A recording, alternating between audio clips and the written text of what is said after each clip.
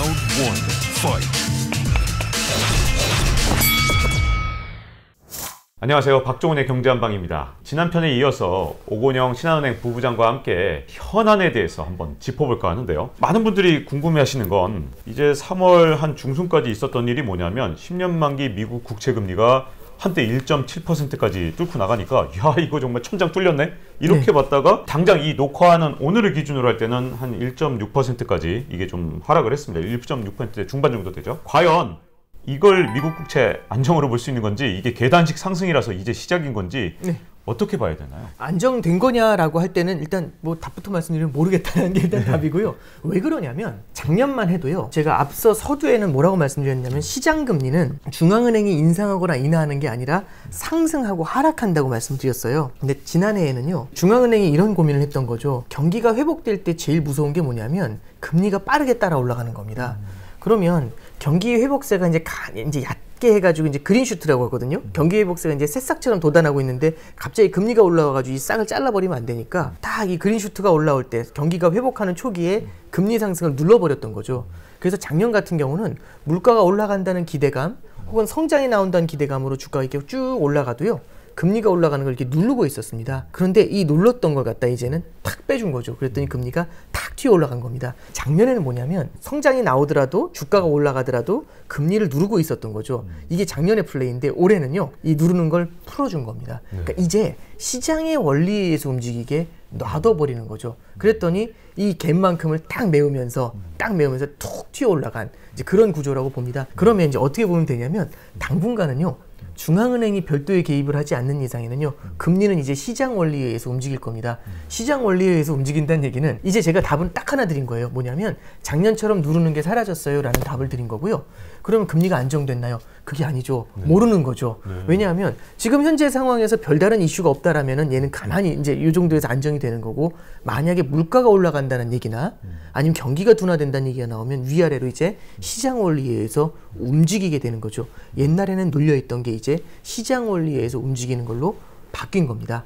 근데 다만 이렇게만 말씀을 드릴게요. 그러면 중앙은행은 다시 나서서 얘를 눌러줘야 되는 거 아니겠어? 당분간은 눌러주지는 않을 것 같은데요. 이때 움직일 것 같습니다. 만약에 이 금리가 더 올라가서 실물 경제를 휘청이게 만들 수 있다라는 그런 가능성이 보이잖아요. 혹은 물가가 이제 올라오고 성장이 나오고 있는 이런 싹을 갖다가 지금의 금리 상승이 만약 자를 수도 있다라는 그런 두려움이 생기게 되면 언제든지 중앙은행이 개입해서 이 금리를 갖다 찍어 누르려는 그런 시도를 할 거라고 봅니다. 정리를 해서 말씀드리면 작년처럼 눌러주진 않을 겁니다. 지금 현재 수준에선. 그럼 이런 경우에는 불안이라는 게 나타날 가능성이 있겠죠. 하지만 이 불안이 계속 커져가지고 실물 경제를 흔들리는 레벨까지 올라온다.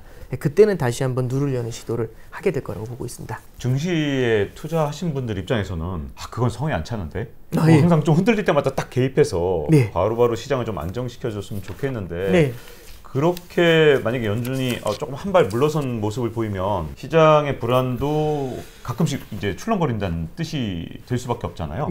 연준의 태도가 최근 들어서 바뀌고 있다. 이게 이제 3월 이 FOMC 회의 때부터 좀 얘기가 나오더라고요. 이게 이 기조가 올해 내내 계속 가게 될까요? 3월에 그러니까 바뀐 태도가? 방금 전에 말씀드렸던 거에 이제 키가 있는데요. 어떤 부분을 말씀드리고 싶냐면 예를 들어 이런 겁니다. 중앙은행은요. 자산 가격을 타겟팅을 하지 않고 물가를 타겟팅합니다. 성장과 물가를. 성장이 나와주면 되고요. 물가가 올라가면 오케이입니다. 안정적으로 물가가 올라가면. 근데 주가가 올라간다 떨어진다는 사실 중앙은행의 관심사에서는 벗어나 있는 거예요. 원래는 그래야 되는데 뭔가 좀 관심 있으신 것처럼. 네, 그렇죠. 이제 작년 같은 경우는 마치 있었던 것처럼 보여졌는데 실제로 있었던 거고요. 왜 그런 거 하니? 실물 경제가 너무 휘청이고 있는 상태에서 자산 시장이 무너져 버리잖아요. 그러면 너무나 약한 상태에선 자산 가격의 하락도 딱 맞으면 누워버리는 거죠. 그러니까 자산 가격의 하락이 실물 경제를 타격할 거라는 두려움이 생겼을 때는 자산 가격 역시 부양을 해주려는 그런 모습을 보이는 겁니다. 그러니까 다른 거 보는 게 아니고요. 뒤에 있는 실물 경기를 보는 거고 이 실물 경기를 추락하는 자산 가격이 흔들어 놓을 수 있다라고 생각이 되면 자산 가격을 떠받치려는 그런 모습들도 나타날 수 있는 거죠. 근데 만약에 자산 가격이 상당 수준 올라왔고 지금 보니까 뭐 거의 뭐 큰 폭의 뭐 조정이라든지 아니면 실물 경제를 뒤흔들어 놓을 정도의 그런 모습을 보이진 않아요. 그러면 실제로 자산 가격에 대해서는 중앙은행 입장에선 I don't care가 되는 거죠. 그래서 지금은 주가가 조금 흔들린다는 걸 갖고 움직이려고 하는 건 아니고요. 파월 의장 코멘트에서도 이번에 FOMC에서도 얘기를 했지만 일부 주식은 굉장히 밸류에이션이 높은 것 같다. 그러니까 밸류에이션이 높다는 얘기는 가치가 좀 고평가되어 있는 것 같다. 이런 얘기도 했고, 그 다음에 이제 금리가 상승하면서 일부 이제 기술주라든지 이런 데 타격이 있는 거는 알고 있다라는 코멘트를 쓰고 있어요. 근데 그런 거에도 불구하고 뭐라고 얘기를 하냐면 지금의 금리 상승은 건전한 것 이런 표현을 쓰고 있거든요.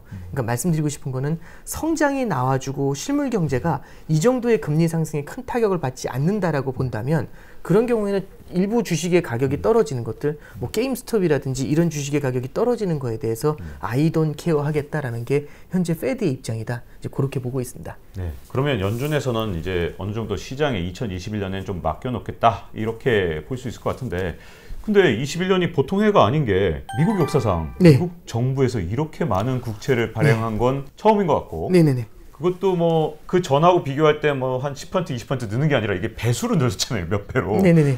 과연 이게 시장에 막혀서 이 국채 시장이 진짜 문제가 없는 건지, 혹시라도 이 정도 시장은 뭐 미국이라 하더라도 이 네. 국채 발행을 과연 시장이 흡수할 수 있는 건지 약간 걱정이 좀 되더라고요. 직관적으로는 저도 진짜 어렵겠다라는 생각은 좀 드는데요. 만약에 이제 이게 너무 어렵게 되면 금리가 팍 튀어 올라가는 모습이 나타날 때고, 네. 그로 인해서 실물 경제가 눌리는 이제 그런 모습이 나타날 수 있죠. 그런 경우에는 언제든지 중앙은행이 개입을 할 겁니다. 그럴 경우에는 이제 뭐 요즘 시장에서 얘기 나오는 뭐 오퍼레이션 트위스트라든지 뭐 일드 커브, 그러니까 일드 커브라는 거는 결국 이제 그 금리가 올라가는 걸 이제 일정 레벨 이상은 못 올라가게 이제 눌러준다든지 이런 정책들은 아마 나오게 될 거예요. 근데 지금 중앙은행의 입장에서는요, 어느 정도는 좀 보려고 하는 것 같습니다. 중앙은행이 원래 줄 수 있는 선물은 기준금리 인하라는 선물을 원래 줄 수 있어요. 그리고 또 하나는 이것도 사실은 줄 수 있는 선물이라기보단 이례적인 서비스였는데 양적 완화라는 이제 장기 국채를 사면서 돈을 풀어주는 프로그램을 줄 수가 있어요. 근데 이 두 가지로 안 되다 보니까 지난해에 이제 장기 금리가 올라오는 거를 눌러주는, 일부러 이제 눌러주는 그런 프로그램도 같이 가동을 했었던 건데, 지금 이제 장기 금리를 갖다 중앙은행이 막 조절하는 이런 것들은 최대한 좀 없애려고 얘를 살짝 발을 빼고 있는 모습인 거거든요. 다만 기존에 있는 두 개의 프로그램은 계속해서 가동은 하고 있습니다. 중앙은행이 긴축으로 돌아섰냐, 그게 아니라 주는 거를 조금 줄이는 건데, 조금 줄이는 것도 이렇게 이렇게 눈에 띄게 줄이는 게 아니라 살짝 이렇게 빼고 있는 거거든요. 그런 거에도 불구하고 시장이 지금 좀 민감하게 반응을 하고 있는 이제 그런 단계입니다. 그래서 이렇게 보시면 될 것 같아요. 국채 발행이라는 거는 결국에는 국채 금리의 상승 요인이 됩니다. 근데 이게 국채 금리가 일정 수준 올라갈 때까지는 중앙은행이 조금은 좀 보려고 할 것 같고요. 어느 정도 레벨에서 시장이 긴장을 하게 되는지, 그리고 시장이 긴장하는 레벨이 뭐 2% 3% 떨어져 가지고 되는 게 아니라 일정 수준 떨어져서 실물 경제를 뒤흔들게 되는지 요걸 모니터링하고 그때 이제 개입을 하고 싶어 하는 게 이제 1번인 것 같고요. 두 번째는 국채 발행만으로는 답이 없을 것 같으니까 최근에 나오는 얘기가 증세에 대한 얘기가 나옵니다. 진짜 최근에 네. 진짜 증세 네. 이 논란이 나왔더라고요. 네, 그러니까 부유세라든지 이런 네. 거에 대한 얘기가 나오고 있는 건데요. 그럼 이제 이런 거죠. 결국에는 재정 지출을 하기 위해서는, 대규모 재정 지출을 하기 위해서는 재원이 필요합니다. 그 재원 어디서 땡겨올래? 라고 물어봤을 때는 국채를 발행해서 빌려올게요 라고 하는 방법이 있고요. 증세를 해가지고 세금을 거둘게요 라고 하는 방법이 있습니다. 근데 얼마 전만 해도 세금을 더 걷는다는 건 굉장히 터부시 됐거든요. 실물 경제에 충격을 줄 수 있어, 이런 얘기였는데, 당연히 이제 재정 지출을 하기 위해서 감세를 해주고 돈을 지원해주기 위해서 돈을 걷는다는 게 말이 안 되는데, 이게 약간의 평균의 오류가 있어요. 뭐냐면 지금 재정 지출은 실물 경제, 코로나로 인해서 타격을 받은 실물 경제를 지원해 주려고 하는 거죠. 거기서 증세를 하려는 게 아니라 부유층한테 증세를 해가지고 실물 경제에 자금을 넣어주려는 이제 그런 움직임을 보이고 있습니다.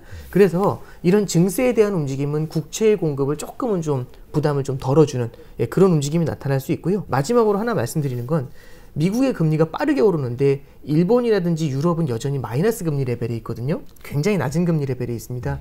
그러면 미국의 금리는 높은데 일본이나 유럽의 금리는 낮죠. 그럼 어떤 일이 벌어지면 이런 나라들에서 고금리의 미국 국채를 살려는 수요가 들어올 수도 있습니다. 네. 그래서 국채가 이렇게 발행이 많이 되는데 과연 소화가 될까? 소화가 되는 경우도 있습니다. 네. 예. 근데 다만 얘네들의 수요만으로도 감당이 안 될 정도로 튀게 되면은 이때는 중앙은행도 나서서 살포시 뚜껑을 눌러주려는 시도를 하게 될 거라고 그렇게 봅니다. 다만 아직은 아닌 거죠. 네. 네. 자, 그러면 이제 그렇게 연준이 나서게 될 때 이제 또 궁금해지는 게, 연준이 지금까지는 정말 와 이거 정말 전지전능하네 한 생각이 들 정도로 예. 뭐든지 다 막을 수 있는 걸 보여줬거든요. 앞으로도 연준은 계속 이렇게 모든 불안 요인들을 나서기만 하면 진짜 언제든 진짜 불 다 끌 수 있을 만큼 네. 강력한지 이게 또 궁금해지는데요. 전 되게 중요한 질문을 해주셨고요. 저도 제일 고민하고 있는 포인트 중에 하나입니다. 이게 뭐냐면 이런 케이스죠. 중앙은행은 원래 인플레이션 파이터입니다. 인플레이션 파이터. 그러니까 물가가 올라가는 걸 때려잡는 역할을 했죠. 그래서 중앙은행을 누가 좋아하냐면 채권 시장이 좋아했어요. 왜 그런 거 하니? 좋아한다는 표현 좀 이상하긴 한데 이제 이렇게 말씀드릴게요. 채권이라는 거는 구매력을 보존하기 위해서 존재하는 자산입니다. 그래서 이제 예를 들어서 제가 100원이 있어요. 100원이 있는데 지금 물건 100원짜리를 안 사고요. 항아리에 묻어 놓습니다. 그래서 1년 후에 꺼냈어요. 그랬더니 100원을 그대로 꺼냈죠, 현금을. 근데 물건을 똑같은 걸 사러 갔더니 물건 가격이 103원이 됐어요. 그럼 구매력이 보존이 안 된 거죠, 제 현금에. 그래서 항아리에 넣어 놓는 게 아니라 저는 제 돈을 무언가 누군가한테 빌려줘요. 국가에 빌려줘도 되고 은행에 빌려줘도 됩니다. 그래서 1년이 지났더니 국채 이자를 받거나 은행 예금 이자를 받아요. 그래서 103원이 됩니다. 그러면 제품의 가격은 물건의 가격도 103원이 됐는데 제 돈도 예금에 넣어놨더니 103원이 된 거죠. 구매력이 보존이 된 겁니다. 그래서 사람들은 채권을 찾아요. 항아리에 묻지 않고. 그러면 은행이나 국가나 기업이나 채권을 발행했을 때 돈을 빌려올 수 있는 가장 기본적인 원리, 물가를 갖다가 물가만큼 금리를 주기 때문에 구매력이 보존이 되기 때문에 이게 가능한 겁니다. 근데 문제가 하나 생겨요. 어떤 문제냐면 만약 물가가 110원이 되면 그 물건이 110원이 되는데 104원밖에 안 줍니다. 그러면 아무도 채권 안 하죠. 다들 물건을 사려고 달려갈 겁니다. 그럼 물가가 폭등하는 일이 벌어지게 되겠죠. 그래서 만약에 물가가 너무 빠르게 뛰게 되잖아요. 그럼 돈을 빌리려는 국가나 돈을 빌리려는 은행이나 어디나 돈을 빌릴 방법이 없어요. 그럼 어떻게 하면 빌릴 수 있냐면 금리를 올려주면 됩니다. 그래서 물가가 뛰면 금리가 올라가는 거고요. 금리가 올라가면 아까 초반에 이제 금리가 올라가면 채권 가격이 떨어진다고 말씀드렸잖아요. 네, 채권을 하는 분들은 굉장히 어려워지고 채권 시장이 굉장히 싫어합니다. 인플레이션이라는 단어 자체를. 그래서 70년대에 보면은 엄청난 인플레이션의 시대가 있었는데 그때 당시에 채권 시장이 제일 고전을 했어요. 그러면 채권 시장은 이제 뭘 좋아하냐면 인플레이션의 싹을 잘라버리는 걸 굉장히 좋아합니다. 그래서 중앙은행이 2% 딱 선을 그어놓고서요. 이 이상 물가가 올라오면 선제적으로 제압을 해버렸던 거죠, 물가를. 그래서 완전히 무력 진압을 하니까 채권 시장은 방긋 웃었던 겁니다. 와, 물가를 다 때려잡아주네. 너무 때려잡다 보니까 물가에 씨가 말라버리는 겁니다. 그래서 요즘 같은 경우는 웬만해서 물가 안 오른다. 디플레이션이 문제다 이런 얘기가 나오는 거죠. 물가라는 얘기, 인플레이션이라는 단어가 이제 기억이 안 날 정도로 이제 씨를 말려버린 거예요. 그런데 요즘 분위기가 크게 바뀐 거죠. 중앙은행이 이제 뭐라고 얘기하냐면 2% 위로 물가가 올라와도 상관없다. 그리고 얼마든지 돈을 뿌리겠다. 근데 물가가 진짜 올라오면 어떡할 건데요? 물가 올라오는 거 신경 쓰지 마라. 지금 이거는 단기적인 거고 일시적으로 생기는 물가고 물가 상승이고 나 걱정하지 마세요. 또 물어보는 거죠. 일시적이지 않으면 일시적이에요. 이렇게 답을 하고 있는 거죠, 중앙은행이. 그걸 딱 채권시장 입장에서 바라보는 겁니다. 채권시장은요, 주식시장하고 달라서 물가에 제일 민감합니다. 모두가 물가라고 하면 발발발발 떨거든요. 특히 장기 채권 투자자들은 더 싫어해요. 그러니까 생각을 해보시면 이런 거죠. 그러니까 제가 정기예금에 돈을 박아요. 돈을 박았는데 10년짜리 정기예금에 박았습니다. 연 1%씩 준대요. 근데 물가가 뛰면서 다음날 보니까 금리가 올라버려요. 그래서 금리가 5%가 됩니다. 그럼 10년 동안 저는 1% 이자밖에 못 받는데 오늘 가입하면 10년 동안 매년 5% 이자를 받잖아요. 그럼 저는 10년간 저주받는 느낌일 겁니다. 그래서 말씀드리고 싶은 건 채권 시장은 물가가 올라간다는 걸 너무너무 무서워하는데 여태까지 물가가 올라오는 걸 앞에서 싹을 딱딱 잘라주던 페드가 중앙은행이 갑자기 물가 올라와도 괜찮다. 일시적이다. 걱정하지 마라면 너무 아니라는 모습을 보이고 있는 겁니다. 그럼 채권시장 입장에서는 어떤 얘기를 하냐면 지난달 말이었나요? 파이낸셜 타임즈에서 진짜 오랜만에 보는 단어를 봤어요. 어떤 단어가 있냐면 자경단이라는 단어가 있어요. 이 자경단이 뭐냐면 못 믿겠다. 우리가 우리 스스로를 보존하겠다라고 얘기하는 거죠. 그래서 채권시장의 자경단은요. 국가가 마음대로 돈을 뿌리거나 국가가 방만하게 국채를 발행해가지고 자금 조달해서 방만하게 운영을 하거나 이럴 때 채권을 갖다가 팔면서 대응을 합니다. 그러니까 더 이상 채권 시장으로 돈이 못 가게 말려버리는 거죠. 그러면 금리가 탁 튀어버리는 일이 벌어지게 됩니다. 그래서요, 이런 말씀을 드릴게요. 만약에 중앙은행이 이런 딜레마에 빠지게 된다면 채권 시장의 자경단이 움직이게 된다면 굉장히 골치 아파질 수 있는데요. 이런 겁니다. 여태까지는 중앙은행이 돈을 마구 뿌렸습니다. 마구 뿌려도 문제는 뭐냐면 그 마구 뿌릴 수 있었던 가장 큰 핵심은 물가가 오르지 않기 때문에 가능했던 거예요. 그리고 누구도 의심하지 않았습니다. 불경기가 너무 깊어서 디플레이션의 골이 너무 깊어서 물가가 올라갈 가능성 없어. 저 정도 뿌려서는. 근데 요즘은요, 의심을 하기 시작을 하죠. 만약에 우리가 보지 못했었던 지난 수년간 보지 못했었던 물가의 상승이 나타나잖아요. 그럼 중앙은행은 돈을 뿌리기 어려워집니다. 물가가 막 올라간다는 그런 기대 심리가 생겨나 있는데 그런 두려움이 커져 있는데 거기다 대고 돈을 뿌리면 돈을 뿌리면 돈의 가치가 떨어지면서 물가 상승을 훨씬 더 자극을 하게 되겠죠. 이건 굉장히 큰 문제가 됩니다. 그래서 전지전능하다라는 건 아니고요. 지금처럼 돈을 뿌려도 물가가 올라오지 않는 국면이다 보니까 지금 같은 케이스에는 뭐 전지전능한 것처럼 네. 보이는 겁니다. 그게 가능했던 겁니다. 돈을 마음대로 뿌리는 게. 근데 시장이 계속해서 의심을 표명하잖아요. 아닌 것 같은데, 이거 불안한데, 이런 얘기가 계속 나오잖아요. 그러니까 채권 시장에서 금리가 뛰는 이유도 그런 거고요. 이렇게 됐었을 때는 중앙은행이 통제를 못하게 되는, 전지전능하지 못하게 되는 그런 문제가 생길 수 있습니다. 그리고 또 하나 더 말씀을 드리면은요. 네. 이제 예를 들어서 미국은 돈을 계속 뿌립니다. 미친 듯이 뿌려요. 근데 중국은 돈을 뿌리지 않습니다. 그럼 어떤 일이 벌어지냐면 사람들은 생각을 하는 거죠. 그러니까 이게 어떤 거하고 똑같은 케이스냐면 이런 거예요. 제가 A하고 B라는 사람한테 돈을 빌려줬습니다. 돈을 똑같이 이제 1억씩 빌려줬는데 A는 여기저기 돈을 계속 빌리러 다니는 거예요. 저한테만 빌린 게 아니라 여기저기 돈을 계속 빌리러 다니면서 채권을 막 남발해서 막 뿌려주는 거죠. 근데 B는 저한테만 돈을 빌리고 더 빌리지 않는 거죠. 그럼 누가 더 신뢰가 갈까요? 당연히 B죠. 네. A는 불안하잖아요. 네. 나 못 받으면 어떡하지? 너무 많은 채권자들이 생기니까. 그래서 이제 B한테는 더 많은 돈을 빌려주고 싶어 합니다. 자, 그러면 A라는 나라는 미국은 계속해서 재정 적자를 늘려가고 싶어 해요. 방만하게. 지금도 많은데도 3조 달러 더 쓰겠다고 얘기하고 있고 중국은 재정 적자를 갖다 안정적으로 유지하겠다는 얘기를 해요. 그러면 어느 쪽이 더 돈을 주고 싶을까요? 아마 이런 상황이 계속 이어지게 되면 단기적으로는 모르지만 이런 상황이 계속 이어지면 중국 쪽으로 돈을 더 주고 싶은 생각이 들 겁니다. 달러를 팔고 위안화를 사들이겠죠. 그러면 미국이 굉장히 싫어하는 시나리오가 하나 나올 수 있습니다. 위안화의 패권이 강해지는 거죠. 그런 여지를 줄 수가 있습니다. 그렇기 때문에 중앙은행 입장에서도 너무나 빠른 달러의 약세, 달러 가치의 타락 이런 것에 대해서는 제어를 할 필요가 있겠죠. 그래서 질문을 주신 건 중앙은행은 전지전능한가? 물가가 오르지 않는 한에서는 그게 참 가능한 것처럼 보였지만 물가가 올라간다는 두려움이 생기면 어렵다라는 게 1번이고요. 두 번째는 말씀드렸던 것처럼 다른 나라는 돈을 안 푸는데 내 나라만 돈을 풀었을 때 생겨날 수 있는 달러 가치의 훼손 문제, 이게 걸려들었을 때는 중앙은행도 마음껏 돈 뿌릴 때 머뭇머뭇하게 될 것 같습니다. 참고로 작년도 5월 달에 시장에서 어떤 것까지 요구를 했냐면 페드한테 마이너스 금리 해달라고 했었거든요. 근데 이런 경우에는 달러 가치가 이제 휘청할 수가 있죠.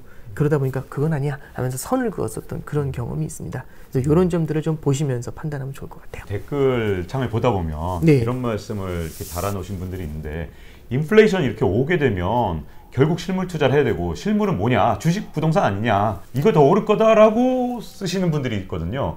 실제로는 어떻습니까? 인플레이션 왔을 때? 네, 이제 인플레이션이 왔을 때도 여러 가지 시기들이 있습니다. 그러니까 물가가 오르는데 성장이 그만큼 나와주게 되면 주식시장은 버텨주죠. 주식시장은 버텨주는데 이제 다만 이런 겁니다. 주식시장이라고 해도 이것도 마찬가지로 평균이 오르죠. 모든 주가가 똑같이 5%씩 오른다 이게 아니라 인플레이션 관련된 성장이 나왔을 때 실물 경기가 좋았을 때 수혜를 보는 주식이 있겠죠.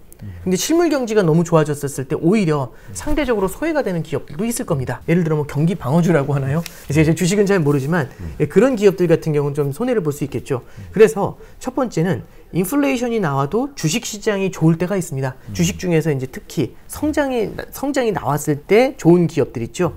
그런 기업들 같은 경우는 수혜를 볼 수가 있을 텐데요. 문제는 오히려 인플레이션이 나왔는데 이 인플레이션이 경기가 안 좋은 상태에서 물가가 팍 튀어오르면서, 그러니까 예를 들어서 경기가 이게 좋아지면서 물가가 통제 가능한 수준에서 오르면 되는데 갑자기 물가가 팍 튀는 겁니다. 그럼 아까 말씀드렸던 것처럼 결국에는 매출액에서 비용을 뺀 게 손익이고 기업은 이 손익에 연동하는, 기업의 주가는 이 손익에 연동하는 면이 크다고 말씀드렸잖아요. 비용이 확 올라가 버리는 문제가 생겨요. 그게 70년대 스태그플레이션입니다. 70년대 석유 파동 당시에 주식시장 굉장히 어려웠었거든요. 말씀드리는 게 물가가 오른다라면 물가가 오르면 어떻게 될까라는 말씀 이제 해주셨는데 통제 가능한 수준으로 오르느냐 아니냐에 따라서 얘기가 크게 달라질 수 있습니다.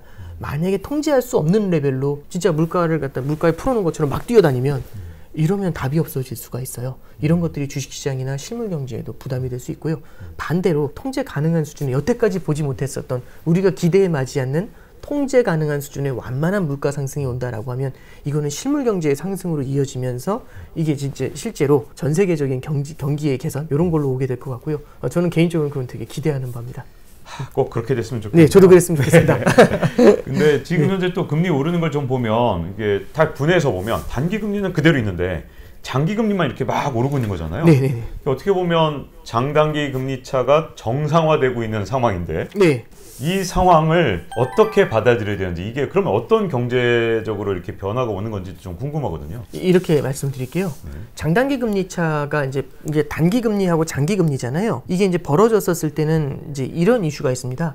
첫 번째는 은행의 마진이 높아져요. 은행의 마진이 높아진다는 얘기는 은행은 단기로 자금을 조달해서 장기로 운용을 하거든요. 대출을 해줘요. 단기 금리는 낮고 장기 금리는 높잖아요. 그러면 낮은 금리의 돈을 빌려서 높은 금리의 대출을 해주거든요. 그러면 이 사이에 갭이 있으니까 이 마진만큼을 먹는 게 은행이 장단기 금리차를 먹습니다.